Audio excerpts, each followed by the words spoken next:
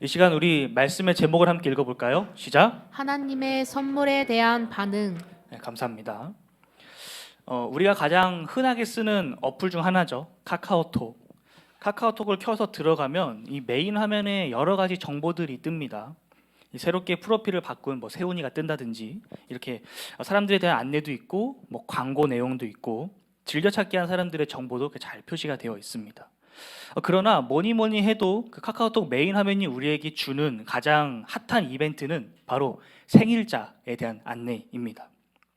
오늘 자정이 넘어가는 순간 정다은 사모님의 이제 프로필이 그 자리에 뜨겠죠. 미리 생신 축하드립니다. 여기 계신 분들 전부가 아마 동일하게 느낄 거다, 동일하게 아마 행동하실 거다라고 생각이 듭니다. 정말 친한 사이가 아니고서는 어지간해서는 생일날에 직접 만나지 않고 우리가 기프티콘 같은 걸 보내면서 생일을 축하해 주죠. 제 경우도 한 95% 정도가 이제 대면이 아니라 카카오톡으로 이렇게 선물을 이렇게 보내는 것 같아요. 생일 축하해 민수야 이러면서 만나지 않고요. 선물을 보낼 때가 되면 저는 항상 그 사람의 이제 위시리스트를 체크합니다. 아, 이 사람은 뭘 좋아하는구나 이렇게 말이죠. 예를 들어 효선이가 핸드크림을 좋아하는구나 이런 식으로 이렇게 체크를 합니다. 여러분들 아마 그러실 텐데 그 정보가 선물을 준비하는 우리 입장에서 굉장히 큰 도움이 돼요. 이제 아무래도 그 사람이 원하는 것을 줄 수 있다 보니 그렇겠죠. 그리고 그 위시리스트 바로 밑에 한 가지의 정보가 더 뜹니다. 혹시 그게 뭔지 아시나요? 위시리스트 밑에 바로 뜨는 또 다른 하나의 정보? 네, 맞아요. 주고받은 선물에 대한 이력이 나옵니다. 가끔 선물을 이렇게 전하다 보면 좀 마음이 불편할 때가 있어요. 솔직한 마음으로. 저는 선물을 줬는데 그 사람은 저에게 선물을 주지 않은 케이스죠. 누군가는 저를 속물이라고 할지 모르겠습니다. 근데 뭐 어떡하겠습니까, 서운한 걸. 사실 이런 감정은 아무한테서나 느끼는 감정이 아니에요. 저와 어느 정도 이제 관계가 형성되어 있는 사람한테서 느끼는 그런 감정이죠. 제가 선물을 주고받을 때 또 하나의 그 서운함을 느끼는 포인트가 있습니다. 그것은 바로 반응이에요. 리액션. 선물을 받은 그 사람이 기뻐하는 어떤 반응을 보인다면 선물을 주는 저의 입장에서도 굉장히 행복하겠죠. 그런데 반대로 이 열심히 준비한 이 선물을 전달해 줬는데 이 사람의 반응이 뭐 이거는 뭐 좋은 것도 아니고 나쁜 것도 아닌 그 애매한 그런 상태라면 오히려 속상할 것입니다. 이건 제 이야기인데요. 제가 우리 복음만의 세계를 오기 전 딱 그 해에 생일을 맞이했을 때 있었던 일이었습니다.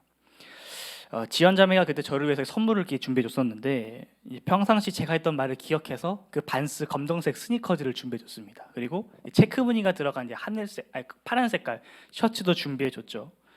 맛있게 먹으라고 미역국도 직접 끓여주고 케이크도 준비해 줬습니다. 그렇게 제가 일하고 있는 곳으로 찾아와 줬어요. 너무 고맙죠. 그때 이제 승원이도 같이 있었는데 저를 불러내기 위한 이제 승원이의 그 발연기를 제외하고서는 모든 준비가 완벽했던 생일 파티였습니다. 그런데 사실 진짜 큰 문제는 그 승원이의 발연기가 아니었어요. 바로 저의 반응이었습니다. 생일 파티에 대한 제 리액션. 이건 뭐 좋은 것도 아니고 나쁜 것도 아닌 그냥 고마워 이제 이러면서 끝났죠. 그때 이제 지연 자매의 반응이 어땠을까요? 상상에 맡기겠습니다. 오늘 우리가 함께 읽은 이 말씀을 한 문장으로 좀 요약해 본다면, 정리해 본다면 하나님의 선물, 하나님의 은혜를 받은 이 다윗의 반응이라고 우리가 요약해 볼 수 있겠습니다. 하나님을 위해 성전을 짓겠다라는 꿈이 막혔지만 하나님으로부터 놀라운 약속을 받은, 놀라운 선물을 받은 다윗은 가만히 있을 수 없어서 어떠한 제스처, 어떠한 행동을 취하게 됩니다. 그것이 바로 곧장 성막으로 달려가서 하나님께 기도를 드리는 모습이죠. 오늘 본문에 기록된 이 하나님의 선물에 대한 다윗의 반응, 이 다윗의 기도는 성경 안에 기록되어 있는, 특히 성경 안에서 이야기 속에 등장하는 기도문 가운데 두 번째로 긴 기도문입니다. 가장 긴 것은 이제 열왕기상 8장에 기록되어 있는 솔로몬이 성전을 완공시킨 다음에 하나님께 드리는 기도고, 이것이 두 번째로 긴 기도문인데 이야기의 이 자연스러운 흐름이 생명인 이 내러티브, 이야기 속에서 이렇게 긴 기도문을 넣어서 굳이 그 흐름을 끊어서까지 이 기도문을 기록했다는 것은 이 기도문이 그만큼 중요하다, 그만큼 가치가 있다라는 것을 의미합니다. 오늘 우리는 이 다윗의 기도를 살펴볼 건데 이 기도를 통해서 하나님께서 우리에게 복을 허락하실 때, 우리에게 선물을 주실 때 우리가 어떠한 행동을 취해야 되는지, 어떠한 반응, 어떠한 리액션을 취해야 되는지 함께 살펴보길 원합니다. 우리 다 같이 18절 말씀을 읽도록 하겠습니다. 18절입니다. 시작. 다윗 왕이 여호와 앞에 들어가 앉아서 이르되 주 여호와여 나는 누구이오며 내 집은 무엇이기에 나를 여기까지 이르게 하셨나이까. 아멘. 우리 지난주 말씀을 한번 살짝 짧게 리뷰해 봅시다. 지난주 다윗은 허름한 하나님의 성막을 보면서 하나님의 집, 성전을 짓겠다라는 마음을 품습니다. 그 마음을 선지자 나단에게 전했고 나단 선지자도 그 다윗의 말에 오케이 했습니다. 그러나 하나님께서는 나단 선지자를 통해서 이 다윗의 꿈을 멈추게 했어요. 스탑시켰습니다. 그저 그 시대의 흐름과 그 풍조에 따라서 하나님의 집, 성전, 그 신전을 짓겠다는 그 다윗의 마음을 멈추게 하십니다. 다윗은 꿈을 잃어버렸어요.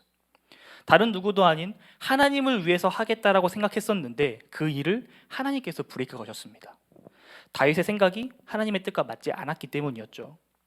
그러나 하나님께서는 다윗에게 스탑만을 이야기하지 않으셨습니다. 그 다음 걸음을 나가셨는데 하나님께서는 다윗이 가지고 있었던 오류를 수정해 주셨죠. 하나님께서 성전 건축을 반대했던 이유가 다윗이 싫기 때문에 또는 이 다윗이 지은 집을 받기 싫어서 혹은 다윗이 디자인하는 그것이 마음에 들지 않았기 때문이 아니었습니다. 하나님께서는 이 세상 그 어디에도 국한될 수 없는 분이셨기 때문입니다. 온 우주 만물을 창조하셨기에 지구가 그리고 이 땅이 그저 하나님께는 발등상, 그 의자의 그 발걸이 부분에 해당하는 것이기 때문에 그 정도에 지나치지 않기 때문에 하나님께서는 성전 짓는 것을 금하셨고 이것에 대한 오류를 정정해 주셨습니다. 그리고 하나님을 향한 순수한 열정에서 시작되었던 다윗의 동기에 기뻐하시면서 그에게 복을 약속해 주시죠. 여기까지가 지난주 이야기였습니다. 지난주 하나님으로부터 이 교정을 받은, 정정을 받은 다윗은 어떤 행동을 취하는데 그 행동이 바로 오늘의 본문이죠. 오늘 본문은 하나님의 은혜를 경험한 다윗이 보인 반응을 이렇게 설명합니다. 18절 앞부분만 보면 다윗 왕이 여호와 앞에 들어가 앉아서 이르되. 다윗은 나단 선지자를 통해서 하나님의 뜻을 알게 되자마자 바로 즉시 그 자리에서 일어나 하나님의 궤가 있는 성막으로 달려갔습니다. 그리고 그곳에 나아가 무릎을 꿇고 엎드려 기도하죠. 우리가 다윗의 기도에서 발견할 수 있는 바른 기도, 바른 하나님의 은혜에 대한 반응의 첫 번째 키워드는 즉시입니다. 즉시. 제가 주중에 인스타그램에서 한 컷짜리 카툰으로 된 풍자를 하나 보았습니다. 이미지 한번 좀 준비해 주시면 감사하겠습니다. 네, 즐거운 교회 생활이라는 이제 계정에 올라온 이 이미지였는데 이 두 개 비슷한 이미지가 위아래로 있죠. 이제 왼쪽에 있는 분은 아무래도 좀 목사님이신 것 같습니다. 목사님께서 성도님께 이렇게 질문하죠. 위에를 보면 하나님이 여러분을 사랑하십니다. 아멘이십니까? 아멘. 그림에서도 보면 사람들이 막 손을 들고 아멘 웃으면서 환호하고 있습니다. 근데 이제 밑에 있는 그림을 보면 목사님 멘트가 바뀌죠. 목사님께서 성도들에게 질문을 합니다. 여러분의 삶을 주님께 온전히 드리겠습니까? 라고 질문을 하자 성도님들 표정이 어떻죠? 띠용이죠, 띠용. 아까와는 전혀 다른 표정을 짓고 있습니다. 얼굴에서 웃음이나 이제 미소가 보이지 않아요. 누군가는 눈을 감고 있기도 하고 어떤 누군가는 화가 난 듯한 표정까지 짓고 있습니다. 이 그림, 이 만화가 우리에게 주는 시사점이 무엇일까요? 여러 가지가 있을 것입니다. 하나님의 복은 사모하지만 하나님을 향한 순종이나 헌신에는 부정적인 기복신앙을 말할 수도 있을 거고 인간의 연약함에 대해서 말하는 풍자일 수도 있겠습니다. 저는 이 그림을 보면서 어떤 생각이 들었냐면 당연히 그럴 수 있겠다라는 생각이 들었어요. 당연히 그럴 수 있는 반응. 만화 속에 있는 사람들의 반응이 이해가 됐습니다. 우리가 하나님을 사랑한다고 하지만 하나님을 위해서 나의 무엇인가를 드리는 것에는 상당히 계산적이거나 부정적일 때가 많습니다. 하나님께서 우리를 사랑하셔서 자신의 모든 것을 다 포기하고 친히 이 땅에 내려오셨지만 하나님을 사랑한다고 고백하는 우리의 삶에는 하나님을 향한 포기보다는 돈이 없다, 시간이 없다, 힘이 없고 능력이 없다 라는 핑계를 대며 타협하려 하기 때문입니다. 그리고 이러한 타협이 굉장히 자연스럽고 당연한 것처럼 우리는 여겨집니다. 저는 이 부분에서 우리 그리스도인들에게 필요한 자세가 돌이킴이라고 생각합니다. 돌이킴. 우리는 누구나 그러한 생각을 품을 수밖에 없습니다. 우리는 연약하기 때문이죠. 현실이라는 세상을 살아가고 있기 때문에 우리에게는 시간이 없다, 돈이 없다, 능력이 없다라는 핑계가 단순히 하나님으로부터 도망치기 위한, 도피하기 위한 또는 하나님을 외면하려는 신앙이 없는 행동인 것이 아니라 이것이 우리의 현실 그 자체, 팩트이기 때문입니다. 그러나 우리는 이러한 현실을 뛰어넘어야 합니다. 이 땅에 완전한 인간으로 오신 예수님께서는 우리와 같은 동일한 걱정과 근심과 불안을 가지고 있었어요. 우리가 예수님을 생각할 때 예수님은 모든 것을 다 아시고 초자연적인 역사를 일으키는 분으로만 생각을 하는데, 그러나 예수님은 그와 동시에 우리와 동일한 인간이셨습니다. 아주 평범한 인간이셨어요. 예수님도 우리와 똑같이 배고픔을 느끼셨고 사역이 많은 날에는 힘이 들고 피곤하셨으며 이 죽음이라는 불안과 공포 속에서 힘들어하셨고 불의한 것에 분노를 느끼셨습니다. 그러나 예수님은 이러한 현실을 뛰어넘으셨어요. 아무리 힘들고 어렵더라도, 아무리 시간이 없고 바쁘다 할지라도 예수님은 늘상 하나님과의 관계를 최우선하셨습니다. 예수님은 그 어떤 때라도 따로 시간을 구별해서 하나님께 나아가 하나님과 대화를 나눴어요. 예수님께서는 은밀한 중에 기도를 통해 하나님의 뜻을 묻고 그 뜻에 순종할 수 있는 힘을 구하고 그 뜻대로 살기 위해서 결단하는 시간을 가지셨습니다. 이와 같이 우리가 어떤 일을 할 때, 어떠한 선택을 할 때 우리의 마음과 생각 가운데 포기하고 타협하고 싶은 마음이 든다면 우리는 바로 그 즉시 그 마음을 돌이켜야 합니다. 이때 중요한 것은 그냥 돌이키는 것이 아니라, 이미 다 지나간 다음에 돌이키는 것이 아니라 그 즉시 곧바로, 그런 마음이 들 때 곧바로 돌이켜야 됩니다. 결국 중요한 건 타이밍인 거예요. 다윗이 할 수 있는 최선의 선택이자 행동은 하나님께 나아가는 것이었습니다. 그분의 크심을 찬양하고 하나님께서 허락하신 복과 은혜에 감사하는 것, 자신의 한계를 인정하고 하나님의 인도하심을 구하는 것, 다윗에게 이것보다 더 중요한 것은, 더 우선시되는 것은 없었습니다. 다윗은 자신의 뜻과 달랐던 더 크고 완전한 하나님의 뜻을 깨닫게 되는 그 순간 곧장 하나님께로 나아가서 기도한 것입니다. 성도 여러분, 우리에게는 타이밍이 참 중요합니다. 하나님의 은혜를 경험했을 때, 그 은혜를 발견하고 깨달았을 때 그 즉시 반응하는 자세가 매우 중요합니다. 복음서에 있는 이야기를 짧게 하려고 하는데요. 마태, 마가, 누가, 요한 이 네 권의 복음서에서 예수님께서 이 치유의 사건들을 굉장히 많이 행하셨습니다. 많이 기록되어 있는데 그 중에 누가복음 17장 말씀을 보면 굉장히 독특한 흥미로운 에피소드 하나가 기록되어 있습니다. 예수님께서 예루살렘을 향해 가실 때 어느 한 마을에서 있었던 사건입니다. 예수님께서 마을을 지나가시는데 그 마을 변두리 외곽에 살고 있었던 나병 환자 10명이 예수님을 찾아와서 먼 발치에서 예수님의 이름을 부르짖습니다. 예수님, 제발 우리를 불쌍히 여겨주시옵소서. 그러자 예수님께서는 그 10명의 나병 환자들에게 제사장에게 가서 너의 몸을 보여라 라고 답을 해주십니다. 당시 이 나병, 문둥병은 이 종교적인 죄로 인해 발생하는 질병, 하나님께 죄를 범해서 하나님께서 그 죄에 대해서 내리시는 심판이라고 생각했기 때문에 이 완치 판정을 의사가 아닌 제사장이 내려야 했었습니다. 그래서 예수님께서는 제사장에게 가서 너의 몸을 보여라 라고 답변을 해주신 것입니다. 같은 맥락으로 의사에게 가서 완치 판정을 받아라 라고 하신 것이죠. 예수님의 말씀을 들은 이 10명의 나병 환자들이 제사장을 향해 달려가다가 자신의 몸이 깨끗해지는 것을 경험했습니다. 그동안 자신을 오랜 시간 동안 괴롭혔던 이 나병이 사라졌다는 것을 깨달았어요. 10명의 나병 환자들은 너무나 기뻤죠. 제사장을 향해 나아가는 그 발걸음이 더욱 가벼워지고 더욱 힘찬 발걸음으로 바뀌었습니다. 그런데 그들 중에 한 사람이 달려가던 그 발걸음을 멈췄습니다. 성경에 기록되어 있지는 않지만 함께 달려가던 그 9명의 사람이 멈춰선 그 한 사람에게 아마 이렇게 말했을 것 같아요. 야, 너 뭐하냐? 빨리 와. 빨리 제사장에게 가자 라고 했을 것 같아요. 그러나 이 멈춰있던 그 한 사람은 다른 9명의 이 만류에도 불구하고, 조언에도 불구하고 제자리에 서서 하나님을 큰 소리로 찬양한 다음에 방향을 돌려 예수님께로 다시 돌아갑니다. 그리고 예수님께 가서 감사 인사를 드리죠. 그때 예수님께서 그 사람에게 묻습니다. 나머지 9명은 어디 갔느냐? 그 9명의 사람들은 과연 제사장에게 갔다가 다시 예수님께로 돌아와서 감사 인사를 드렸을까요? 저는 아니라고 생각합니다. 그러지 못했거나 또는 그러지 않았을 것 같습니다. 만약 그들이 예수님께 돌아와서 감사 인사를 드렸더라면 분명 성경은 이에 대해서 기록하고 있을 것입니다. 그러나 성경은 이에 대해서 아무런 말도 하고 있지 않습니다. 모든 것에는 타이밍이 있습니다. 그 타이밍이 바로 즉시예요. 즉시 곧바로 해야 됩니다. 삭개오가 예수님을 만나 자신의 죄를 고백하고 즉시 그 죄에서 돌이켰던 것처럼 하나님의 은혜와 그 감사의 제목을 발견하고서 즉시 감사와 찬송을 하지 않으면 우리는 곧바로 잊어버리게 돼요. 조금 있다가 해야지 하고 미루는 그 순간 그 조금이 1시간이 되고 그 1시간이 하루가 되어버립니다. 그리고 그 하루가 지나게 되면 다시는 그 기회를 잡지 못하게 될 수도 있어요. 대표적인 것이 바로 큐티죠. 성도 여러분, 하나님의 은혜를 깨닫게 될 순간 즉시 돌이키시길 바랍니다. 하나님의 은혜를 깨닫는 그 순간 하나님 앞에 앞으로 바로 나아오시길 바랍니다. 깨달은 직후가 가장 좋은 때이며 유일한 때임을 기억하고 그때를 붙잡고 사모하는 지혜로운 자들이 되시기를 주님의 이름으로 축복합니다.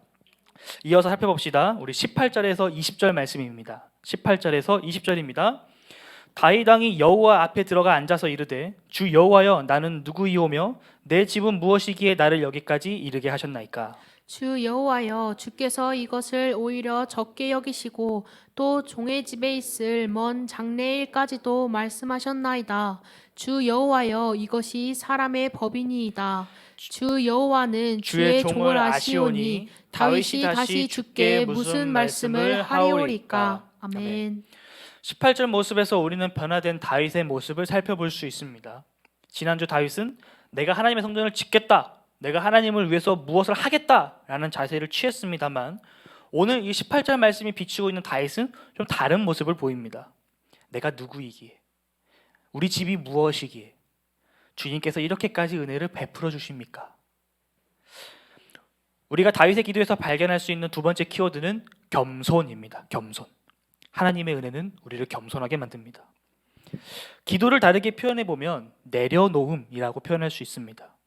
우리가 흔히 새로운 것을 얻기 위해서 현재 내가 가지고 있는 것들 중에서 하나를 놔야 한다라는 표현을 사용하지 않습니까? 마찬가지로 우리가 하나님의 뜻을 붙잡기 위해서는 나의 뜻을 내려놔야 됩니다. 그 과정이 바로 기도예요. 기도. 다윗이 기도의 자리로 나아갔다는 것은 그가 하나님의 뜻과 달랐던 자신의 뜻을 내려놓는 과정을 시작했다는 것을 의미합니다. 자신의 뜻과 계획이 아닌 하나님의 뜻과 하나님의 말씀에 따라 순종하겠다라는 겸손의 열매가 맺히기 시작한 것입니다.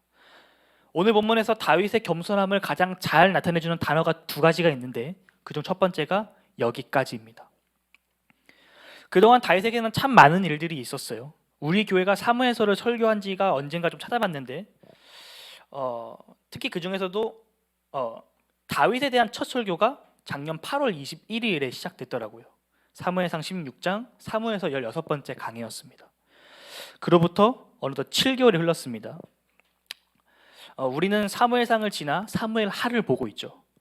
오늘이 사무엘서 41번째 설교입니다. 그동안 다윗에게 어떤 일이 있었습니까?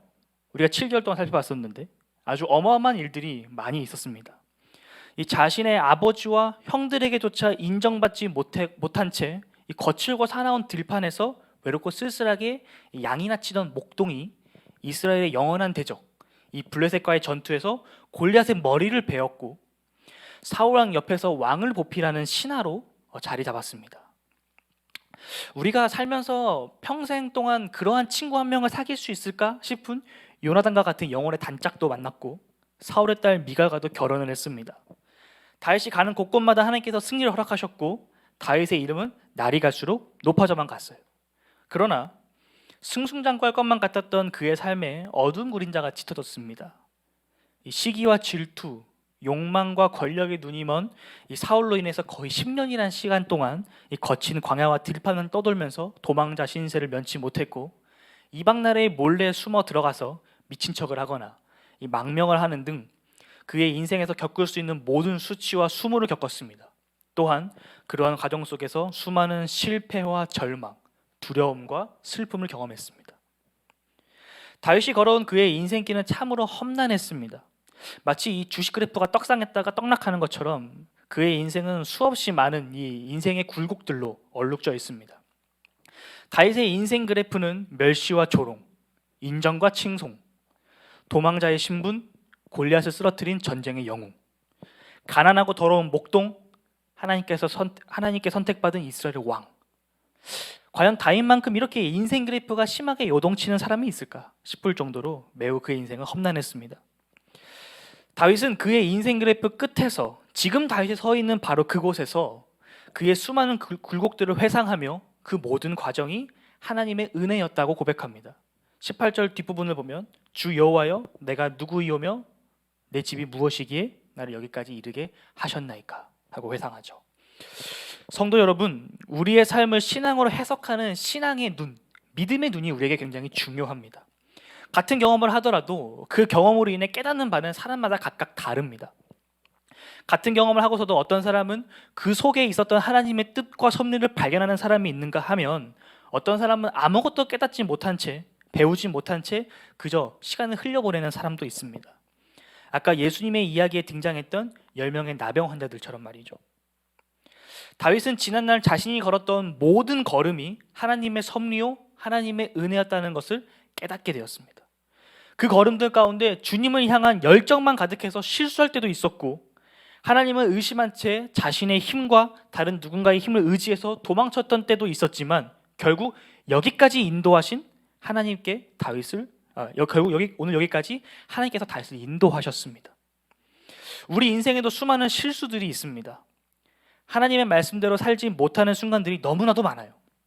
죄의 유혹에 스스로 넘어지기도 하고 다른 사람을 죄의 유혹 가운데 넘어지게 하는 실수를 범하기도 합니다. 우리 모두가 이와 같은 경험들이 있어요. 그러나 한편으로는 그 넘어짐이 우리에게 좋은 교훈이 되기도 합니다. 한 번 걸려 넘어져 봤기 때문에 우리는 그것이 우리의 인생의 도움판이 아니라 걸림돌이라는 것을 깨닫게 되었습니다. 그리고 그 넘어짐이 얼마나 아프고 얼마나 창피한지도 우리는 배우게 되었어요. 저는 그러나 우리가 죄를 짓자, 죄가 우리에게 도움이 된다를 말씀드리는 것이 아닙니다. 우리가 보기에 악한 것 투성이고 우리 인생에 아무런 도움도 될 것 같지 않다 할지라도 하나님께서는 그것을 통해서라도 역사하신다라는 것을 말씀드리는 겁니다.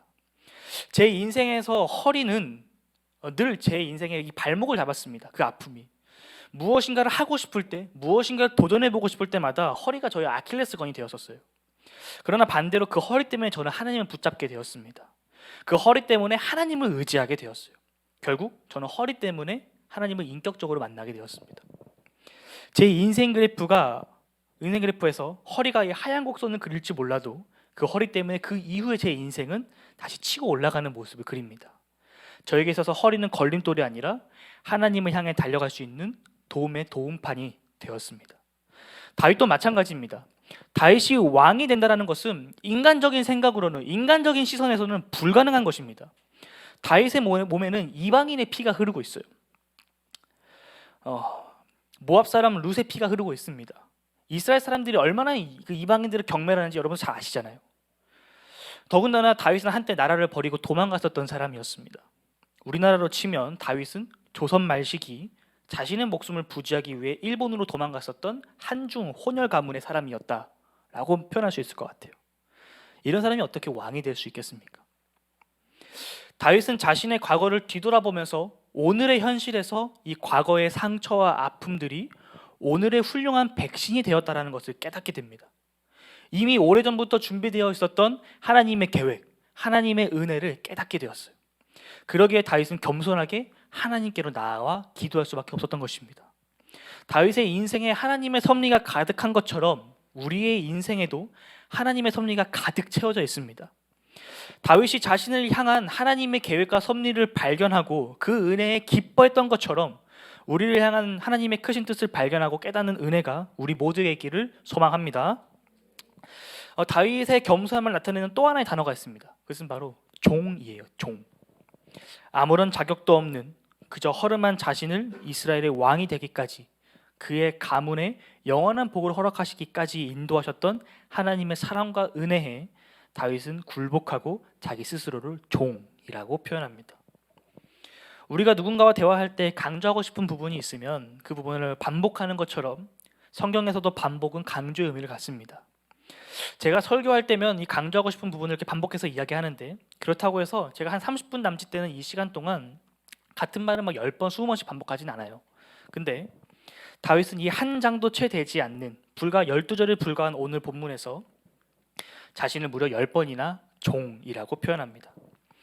종은 우리가 알다시피 그 주인에게 귀속된 존재, 자신의 주권을 상실한 채 주인의 명령에 따라 행동하는 자, 주인을 섬기는 자, 노예와 같은 의미를 가지고 있습니다. 히브리어 원어를 살펴보면 종을 에베드라고 하는데 그 어원이 아바드입니다. 아바드의 뜻은 섬기다, 봉사하다, 일하다라는 뜻을 가지고 있어요. 다윗은 자신을 여기까지 인도하신 하나님께 감사하며 앞으로 자신은 하나님을 섬기는 자로서, 하나님께 봉사하는 자로서 하나님을 위해 일하는 자가 되겠다고 고백한 것입니다. 더 나아가서 아바드는 한 가지 뜻을 더 가지고 있는데 그것은 바로 예배하다입니다. 여호수아 24장은 모세를 뒤이어 이스라엘 백성들을 이끌어 하나님께서 약속하셨던 그 가나안 땅으로 그들을 인도한 지도자 여호수아에 대한 이야기가 기록되어 있습니다.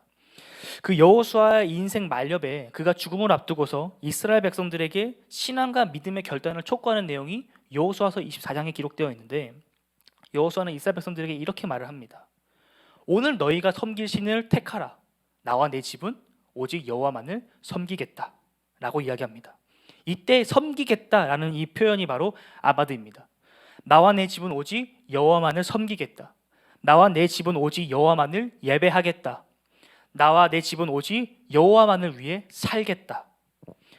다윗이 자기 자신을 종으로 표현한 것은 단순히 하나님께 굴복했다라는 의미를 뛰어넘어서 하나님을 위해 사는 존재가 되겠다, 하나님의 말씀에 순종하는 자가 되겠다, 하나님만을 예배하는 자가 되겠다라는 신앙과 믿음의 결단도 함께 가지고 있습니다. 성도 여러분, 여러분들에게 하나님은 어떤 분이십니까? 여러분은 하나님께 어떠한 모습으로 나아가시겠습니까? 다윗이 자신의 인생을 회고하며 하나님의 섭리를 깨닫고 그 하나님을 자신이 딸을 평생의 주님으로 모시는 것처럼 눈을 들어 여러분의 돕는 도움이 어디서 오는지 발견하시고 그분을 위해 살아가는, 그분을 위해 자기 스스로를 낮추는 겸손의 모습이 있기를 주님의 이름으로 축복합니다.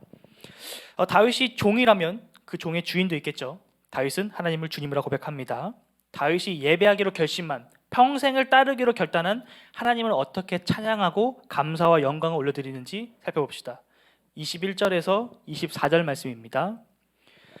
주의 말씀으로 말미암아 주의 뜻대로 이 모든 큰 일을 행하사 주의 종에게 알게 하셨나이다. 그런즉 주 여호와여, 주는 위대하시니 이는 우리 귀로 들은 대로는 주와 같은 이가 없고 주 외에는 신이 없음이니이다. 땅의 어느 한 나라가 주의 백성 이스라엘과 같으리이까? 하나님이 가서 구속하사 자기 백성으로 삼아 주의 명성을 내시며 그들을 위하여 큰 일을, 주의 땅을 위하여 두려운 일을 애국과 많은 나라들과 그의 신들에게서 구속하신 백성 앞에서 행하셨사오며, 주께서 주의 백성 이스라엘을 세우사 영원히 주의 백성으로 삼으셨사오니 여호와여, 주께서 그들의 하나님이 되셨나이다. 아멘. 아멘. 우리가 다윗의 기도에서 발견할 수 있는 세 번째 키워드는 감사 찬양입니다. 하나님을 주님으로 섬기기로 결심한 다윗은 하나님의 위대하심을 찬양하며 감사와 영광을 올려드립니다. 다윗은 무엇 때문에 하나님께 감사와 찬양을 올려드린 것일까요? 다윗은 하나님을 위해 성전을 짓겠다고 계획했다가 하나님에 의해서 그 계획이 수포로 돌아갔습니다. 그러한 다윗에게 감사의 제목이 있을까요? 오히려 감사보다는 이해 안 됨, 분노, 억울함, 상처, 이러한 마음이 들지 않았을까요? 도대체 무엇이 다윗을 감사와 찬양의 자리로 인도한 것일까요? 감사에 대해 고민하고 묵상하다가 이찬수 목사님의 감사라는 책을 읽었습니다. 주중에 그 책을 보면 이러한 글이 있어요. 감사는 선택이다. 객관적으로 너무나 풍요로운 것이 많아서 감사하는 것이 아니라 어려운 가운데서도 감사를 선택했기 때문에 감사할 수 있는 것이다. 이 글을 읽는데 한 대 턱 맞은 느낌이 들었습니다. 감사는 훈련이라는 말이 있듯이 과거 저는 이 감사 노트를 작성하면서 감사 제목을 찾았던 때가 있었습니다. 하루의 일과를 다 마치고 조용히 방에서 이 노트를 펼쳐서 하루 동안 있었던 이 감사 제목들을 썼던 그 기억이 떠오릅니다. 처음에는 한두 개 적는 것도 이제 힘들었었는데 이 꾸준히 훈련되다 보니까 어느 순간에 별 어려움 없이 막 10개, 15개 이렇게 나오더라고요. 감사 제목들이. 별거 아닌 것처럼 그저 스쳐 지나갈 수 있는 일임에도 이 감사의 제목을 찾을 수 있게 되었고, 이 절망 속에서 새로운 힘을 얻고 비록 내 뜻과 다르다고 해서 절망하고 무너지는 것이 아니라 더 크고 더 넓은 시각에서 다시금 재조명하게 합니다. 감사가. 다윗은 마냥 감사할 수 없는 상황임에도 불구하고 그는 감사를 선택했습니다. 다윗은 자신의 계획을 실행할 수 없게 되었지만 상황에 굴복하지 않고 상황 너머에 계신 하나님을 붙잡으며 감사를 선택했어요. 감사를 선택한 다윗은 다시 한번 하나님이 어떤 분이신지 잠잠히 돌이켜 보았고 그동안 오해하고 있었던 하나님을 온전하게 똑바르게 이해하기 시작합니다. 다윗은 그가 지금까지 경험했던 하나님의 섭리들을 찬양하고 감사하기 시작합니다. 다윗이 경험한 하나님은 자기 자신의 크신 뜻과 일을 한낱 보잘것없는 자신에게까지 알려주시는 분. 그저 따라하고 강압적으로 행동하시는 존재가 아니라 하나님의 성전을 지으려고 할 때 그게 잘못된 부분이 어디인지 하나님의 임재에 대한 올바른 정의라고 해야 될까요? 그런 것을 수정해 주시는 분. 세상 그 무엇과도 비교할 수 없는 어나더 레벨의 하나님을 찬양합니다. 다윗이 만난 하나님은 자기 백성을 구하기 위해 직접 찾아가셔서 구원하여 주시는 분이시며 이스라엘을 자기 백성으로 삼으시고 친히 그들의 하나님이 되어주신 분이었습니다. 그러기에 다윗은 비록 자신이 원하는 길은 아니었지만 그 길을 막으신 하나님, 자신에게 새로운 길을 열어주신 하나님의 뜻에 귀를 기울이고 순종하며 주의 말씀대로 주의 뜻대로 행하기를 결단합니다. 성도 여러분, 우리에게도 이러한 결단이 있기를 원합니다. 하나님의 뜻이오니 어떤 길이라 할지라도 그 길을 걷는 우리가 되길 소망합니다. 그 길에서 감사를 선택하며 걷는 우리가 되기를 소망합니다. 마지막 네 번째 키워드에 대해서 살펴보겠습니다. 우리 25절에서 마지막 29절까지 읽겠습니다. 여호와 하나님이여 이제 주의 종과 종의 집에 대하여 말씀하신 것을 영원히 세우시며 말씀하신 대로 행하사 사람이 영원히 주의 이름을 크게 높여 이르기를 만군의 여호와는 이스라엘의 하나님이라 하게 하옵시며 주의 종 다윗의 집이 주 앞에 견고하게 하옵소서. 만군의 여호와 이스라엘의 하나님이여 주의 종의 귀를 여시고 이르시기를 내가 너를 위하여 집을 세우리라 하셨으므로 주의 종이 이 기도로 주께 간구할 마음이 생겼나이다. 주 여호와여 오직 주는 하나님이시며 주의 말씀들이 참되시이다. 주께서 이 좋은 것을 주의 종에게 말씀하셨사오니 이제 청하건대 종의 집에 복을 주사 주 앞에 영원히 있게 하옵소서. 주 여호와께서 말씀하셨사오니 주의 종의 집이 영원히 복을 받게 하옵소서 하니라. 아멘. 아멘. 우리가 다윗의 기도에서 발견할 수 있는 네 번째 키워드는 간구입니다. 간구, 간절히 바라는 것. 이것은 기도에서 빠질 수 없는 매우 중요한 요소들 가운데 하나입니다. 예수님께서도 우리에게 구하라라고 말씀하셨습니다. 구하고 찾고 두드리라. 그러면 주신다고 말씀해 주셨습니다. 그런데 가끔 이것을 악용하는 사람들이 있습니다. 우리가 앞서 살펴본 세 가지, 즉시, 겸손, 감사와 찬양 없이 그저 자신의 필요만을 구하는 어리석은 사람들이 있습니다. 마치 예수님을 요술램프 진이나 도라에몽 정도로 생각하는 그런 사람들이 있어요. 다윗은 그의 간구를 통해 진정한 간구가 무엇인지에 대해서 오늘 우리에게 보여줍니다.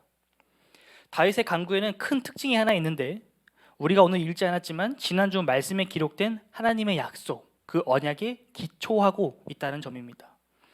다윗은 하나님께서 그에게 약속하셨던 언약을 지켜달라고 요청합니다. 이 주석에 참 재미있는 표현이 있었는데 다윗의 논리를 자세히 살펴보면 하나님 정말 그러실 필요까지는 없었는데 큰 은혜를 저와 저의 집에 주셔서 감사합니다. 주셨어요. 하나님께서. 하나님은 예전부터 약속을 잘 지키시는 분이라고 익히 들어서 알고 있습니다. 일단 저에게 약속을 하셨으니 꼭 지켜주십시오. 이런 아주 확실하게 챙길 것을 챙기는 기도다 이렇게 표현되어 있는데 저는 좀 다르게 이것을 표현하고 싶습니다. 균형 잡힌 간구. 다윗은 개인의 욕심을 이루기 위해서 간구하지 않았습니다. 하나님을 마치 도구처럼 이 소원을 들어주는 분처럼 여기지 않았어요. 다윗은 사람과 사람이 만나서 서로에게 부탁하는 것처럼 인격적으로 하나님께 나아가 간구합니다. 하나님께서 다윗에게 약속하셨던 그의 왕조의 안녕과 번영에 대해서 간구합니다. 다윗의 간구는 하나님의 역사하심과 보호하심을 구하는 간구였어요. 결국 여기까지 다윗의 삶을 인도하신 하나님께서 앞으로의 미래에도 역사하시고 보호해달라고 기도하고 있는 것입니다. 하나님의 말씀을 붙잡는 기도, 이것이 바로 다윗이 우리에게 보여준 바른 기도, 하나님의 복에 대한 올바른 반응이었습니다. 성도 여러분, 하나님께 기도하며 나아갈 때 내 마음에 있는 욕심을 붙잡고 나아가지 않기를 바랍니다. 기도하러 나아갈 때 내 마음 가운데 있는 생각과 계획을 붙잡고 나아가지 않기를 바랍니다. 기도는 하나님과의 대화요, 하나님의 뜻에 나의 뜻을 굴복시키는 것입니다. 하나님께서 우리에게 주신 말씀, 그 성경을 기반하여 하나님의 말씀을 붙잡고 이 성경 속에 기록된 우리를 향한 하나님의 놀라운 축복과 약속들을 붙잡고 기도의 자리로 나아가는 말씀의 사람, 기도의 사람이 되시기를 주님의 이름으로 축복합니다. 말씀의 결론을 맺겠습니다. 제가 지난주 SNS에서 이 김창옥 강사님의 어느 한 강연을 시청했었습니다. 김창옥 그 강사님께서 진짜 열정과 가짜 열정, 진짜 사랑과 가짜 사랑을 구별하는 방법에 대해서 설명해 주셨어요. 그 기준이 뭔지 대해서. 과연 그 기준이 뭘까요? 굉장히 흥미로웠는데, 김창옥 강사님이 보기에 이 진짜 열정, 진짜 꿈, 진짜 사랑을 가진 사람들이 보이는 공통점은 도를 가지고 있다는 거였어요.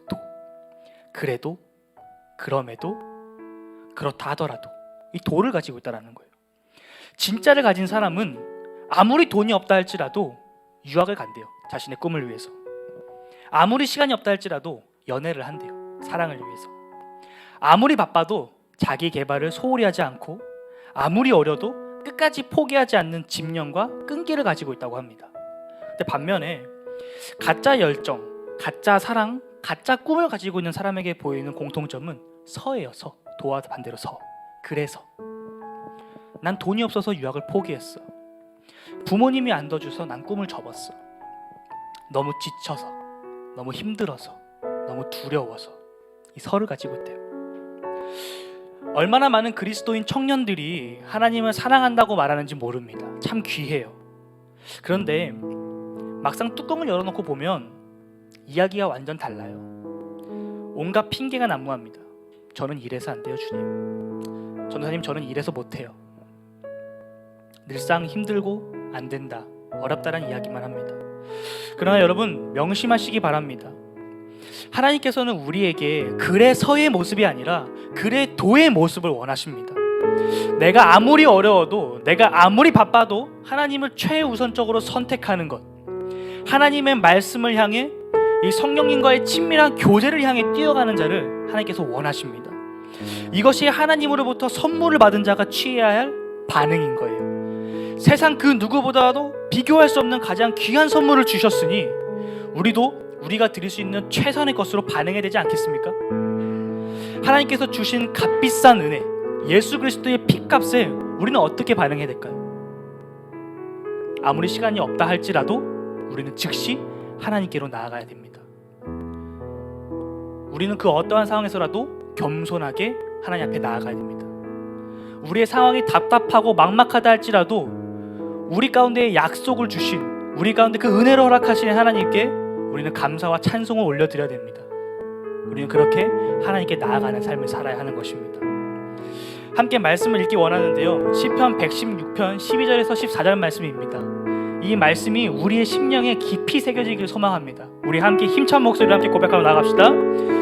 내게 주신 모든 은혜를 내가 여호와께 무엇으로 보답할까? 내가 구원의 잔을 들고 여호와의 이름을 부르며 여호와의 모든 백성 앞에서 나는 나의 서원을 여호와께 갚으리로다. 아멘. 시편 116편 12절에서 14절, 이 고백이 오늘 이 시간 우리의 영혼 깊숙한 곳에 새겨지기를 소망합니다. 하나님께서 우리에게 허락하신 복, 은혜, 그 선물에 반응하며 어떠한 상황일지라도 그럼에도 불구하고 하나님을 붙잡으며 겸손하게 찬양과 감사를 드리며 말씀을 붙잡고 간구하는, 하나님께서 기뻐하시고 사랑하시는 귀한 주님의 자녀가 되시기를 주님의 이름으로 축복합니다. 아멘. 이 시간 우리 함께